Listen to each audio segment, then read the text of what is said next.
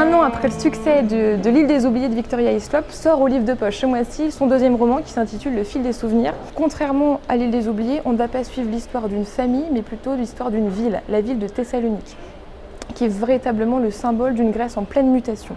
On va faire la connaissance de deux personnages, Katrina et Dimitri. Dimitri, c'est un petit garçon qui naît en 1917 pendant le grand incendie qui ravage la cité de Thessalonique.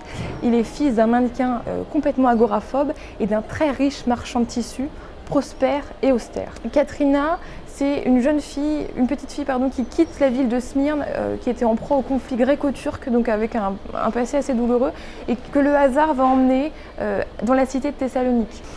Ces deux personnages, Katrina et Dimitri, c'est vraiment des adultes qui n'ont pas envie de tomber dans la facilité, ils n'ont pas envie de suivre ce qu'il devait leur être prévu. Donc ils vont se battre pour pouvoir croire, éprouver et croire en leurs idéaux et pouvoir vivre comme ils l'entendent. Est-ce que ça marchera ? C'est ce que le livre nous démontre. Victoria Hislop fait ce qu'elle sait faire le mieux, c'est-à-dire qu'elle nous raconte l'histoire cette fois-ci avec des détails un peu plus pointus parce qu'on est sur une histoire politique de la Grèce, entre guillemets. C'est pas rébarbatif, c'est pas compliqué. Il y a toujours de l'amour, il y a toujours de l'amitié, il y a toujours l'histoire des femmes. Et pour autant, on en apprend énormément. Donc c'est vraiment un livre à lire cet été.